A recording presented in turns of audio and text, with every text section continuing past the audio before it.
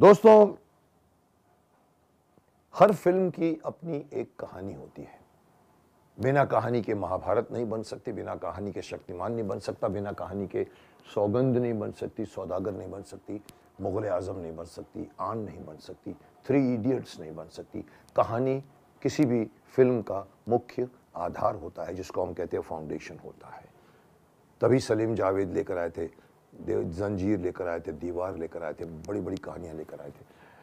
लेकिन आपको ये भी मालूम होना चाहिए कि फिल्म बनते बनते बनती है। महाभारत, मुगल आजम 6 साल से 10 साल लग गए थे बनते बनते।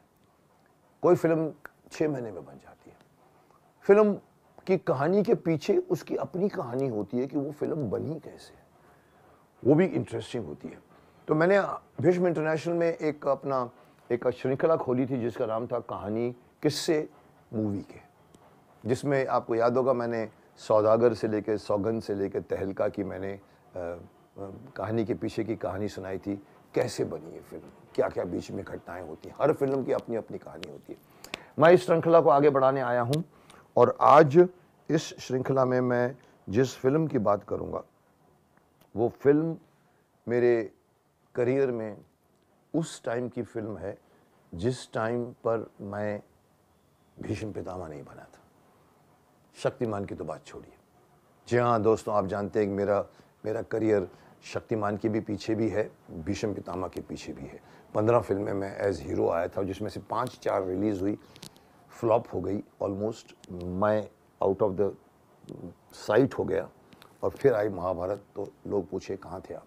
उस दौर की फिल्में मेरी रूही, वक्त के शहजादे, कैप्टन बैरी, दर्द दिल, ऐसे 5-4 फिल्में थी। 7 फिल्में डब्बों में अभी भी पड़ी हैं। मैंने आपको उसमें से मैं एक फिल्म को पकड़कर मैं आपको उसकी कहानी बताऊंगा, ताकि पता लगेगा कि मेरा अस्तित्व था महाभारत के पहले भी। जी हाँ, मैं समझता हूँ उसमें से मैं एक अपनी तीसरी फिल्म पकड़ना चाहता हूँ आज, जिसका नाम है दर्द दिल। जी हाँ, आप लोगों ने, कई लोग तो सोशल मीडिया में देख चुके हैं उसको, क्योंकि आजकल तो हर चीज़ अवेलेबल है। कई लोगों ने देखी भी होगी, क्योंकि बहुत बड़ी मार्केट होगी फिल्म को दिखाने की। दर्द दिल राजश्री फिल्म्स बनाने वाले, राजश्री फिल्म्स बहुत ही अपने आप में अपने ज़माने के बहुत बड़े प्रोडक्शन हाउस, और उस वक़्त उन्होंने मुझे साइन किया। उस साइन की भी कहानी सुनाऊंगा आपको, और वो फिल्म बनते बनते क्या बनी थी उसकी भी कहानी सुनाऊंगा आपको। सबसे पहले इतना बता दूं कि राजश्री जी की फिल्म, इस फिल्म की कहानी की सबसे बड़ी बात जो मैं बताना चाहूँगा वो ये कि मैं बता दूं उसमें कौन था। मैं था उसके अंदर, ज़रीना नवाब हीरोइन थी, उसके अंदर रंजीत थे, उसके अंदर वो हमारे अच्छी लेवल की शशिकला जी थी उसके अंदर। और फिल्म बनते बनते बनी, क्योंकि मैं ये कहूँगा कि राजश्री की फिल्म जो होती है, सुबिराज भी थे उसमें। 6 महीने में, आपको पता है राजश्री की कोई भी बड़ी से बड़ी फिल्म 6 महीने में बाहर निकल आती है, इतने सक्षम है और इतने ऑर्गेनाइज्ड हैं। बट साहब ये फिल्म शायद उनकी हिस्ट्री में एक ऐसी फिल्म होगी जो 2 साल में बनी। जी हाँ दोस्तों, 2 साल के अंदर वो पीछे कहानी क्यों चली गई 2 साल, उसकी भी अपनी कहानी है, वो भी बताऊंगा आपको। लेकिन आपको पहले बता दूं कि ये वो फिल्म है जो राजश्री वालों ने शुरुआत की थी, और मैं कैसे कास्ट हुआ वो भी पहले बता दूं आपको। उस वक़्त मैं इंस्टीट्यूट से निकला था, फिल्म इंस्टीट्यूट से। मेरी पहली फिल्म खूनी, जो मैंने कहा था, मैं नरेंद्र बेदी जैसे बड़े डायरेक्टर के टाइम में मैं गॉडफादर डॉन कॉर्लियन का रोल कर रहा था। उसमें रिपोर्ट फैल गई थी मार्केट में कि एक अच्छा एक्टर, एक लंबा चौड़ा एक लंबा एक्टर आया है। मुझे याद है कि ये फिल्म दर्द दिल, राष्ट्रीय में तो हर बंदा काम करना चाहेगा। जब मैं वहाँ पर उनसे मिलने गया था, मुझे याद है उसी वक़्त अरुण गोविल भी वहाँ पर फिल्म कर रहे थे। मेरी इस फिल्म के डायरेक्टर हैं जिनका नाम है ये जो क्या बोलते हैं, बहुत बड़ी फिल्म आई थी जो सूरज प्रकाश जी डायरेक्टर है, जब जब फूल खिले, शशि कपूर के साथ बनाई थी उन्होंने, वो डायरेक्टर थे। तो मुझे बुलाया गया था, मैं गया था वहाँ पर, और मुझे याद है कि मैं अपनी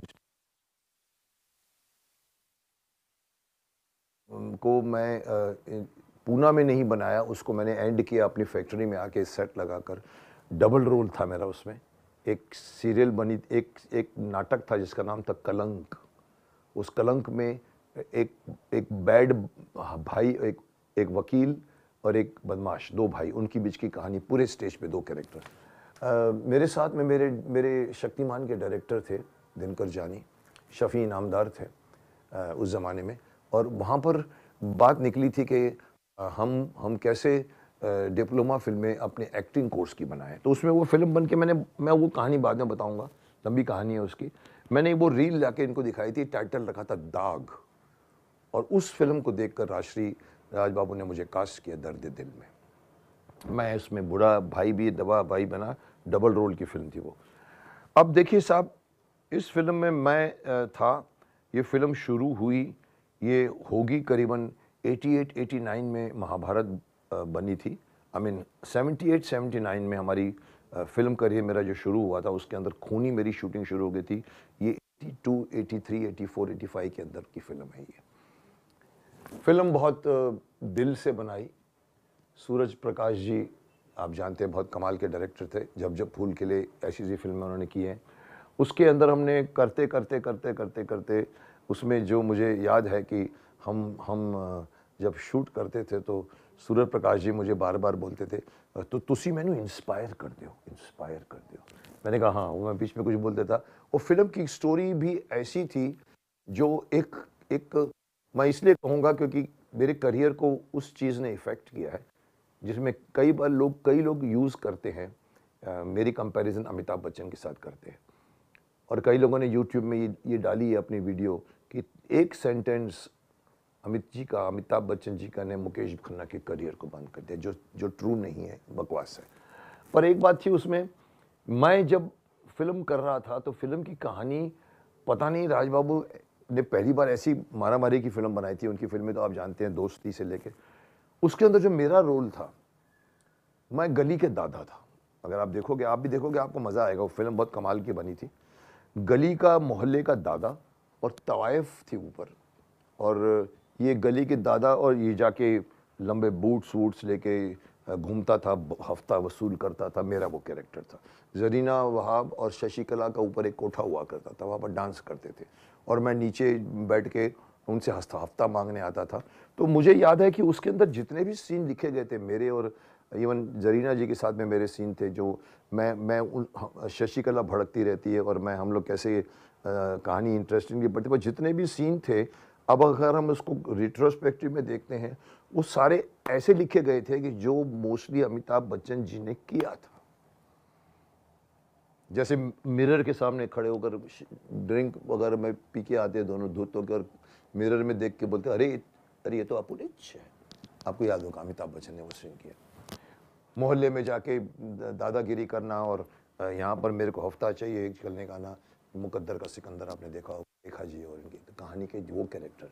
फिर मैंने डिस्को में डांस किया उसके अंदर। फिर मैंने गोविंदा का पूरा गाना किया है, गोविंदा वो गोपाला, पूरा चढ़ के तोड़ा है उसमें।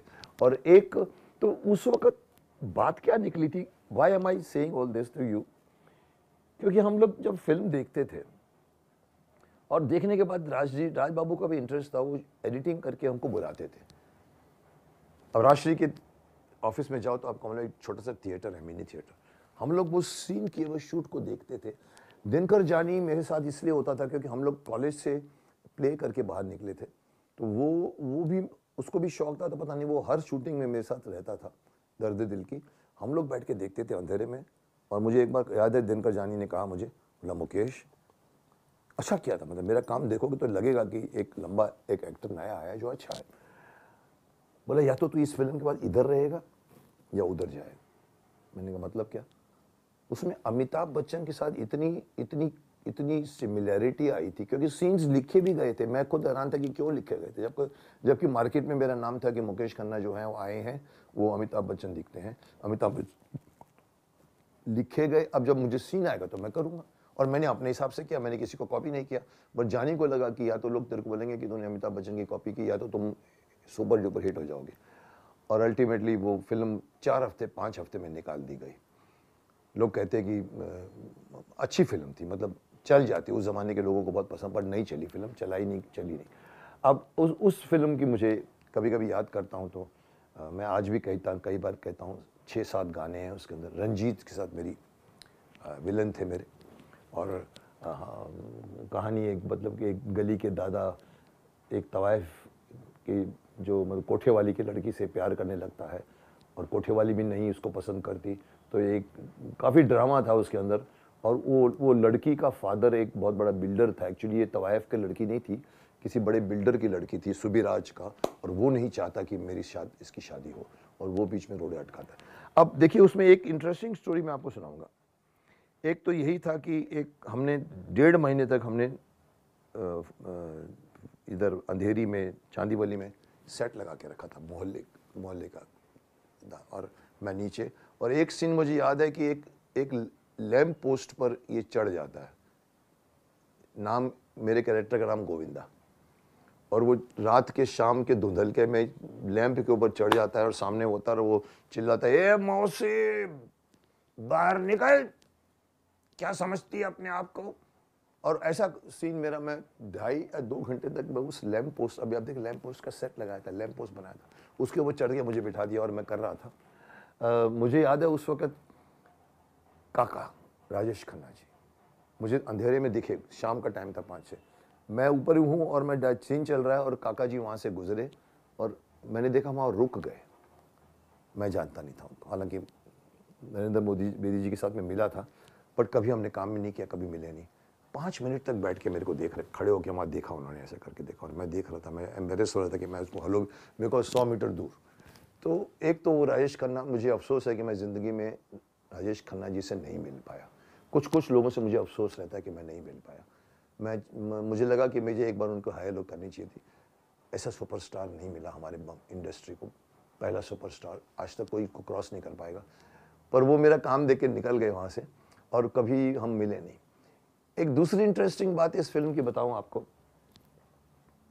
आपको याद है एंड में मेरा सीन ये था कि मैं कैसे भी झगड़ा करके, मारामारी करके, गुंडों को मार करके करता हूं, और मैं जाके एंड में मेरा एक सीन था क्लाइमेक्स में जहाँ मैं रंजीत को पकड़ लेता हूं, जिसने मेरी मतलब जरीना को, प्रेमिका को बुलाया, वो डांस करवाया, और वहाँ जब पहुँचता है तो फिर उसके बाद फाइट होती है, तो मैं रंजीत के एक फाइट में जब फाइट मास्टर ने एक सीन बनाया, मैंने मारा, रंजीत गिरे तो मैंने एक कोड़ा उठा लिया और कोड़ा उठा के मैंने मारने की स्टार्ट ली।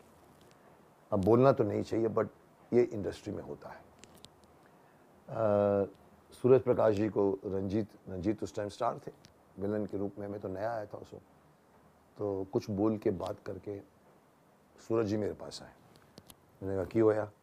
बोला नहीं, वो कह रहे थे कि क्या ये अच्छा लगेगा, मुकेश मेरे को कोड़ा मारेगा, एक नया लड़का कोड़ा मारेगा, अच्छा लगेगा? तो मैंने कहा आप क्या बोलोगे? बोला बोलना क्या है, सीन की रिक्वायरमेंट करेंगे। और वो सीन वैसे ही शूट हुआ, 4-5 कोड़े मारता हूँ, उसका कोड़ा निकाल के मारता हूँ, उसको पहले मेरे को मारता है, मैं उसका छीन लेता हूँ। इस तरह से ये फिल्म बनी, दर्दे दिल, गाने बहुत इंटरेस्टिंग। मैं डांसर ना होते हुए भी काफ़ी डांस कर गया, डिस्को डांस किया, गोविंदा का डांस किया, और कई जगह पे जाके मोटरसाइकिल ज़िंदगी में पहली बार चलाई मैंने।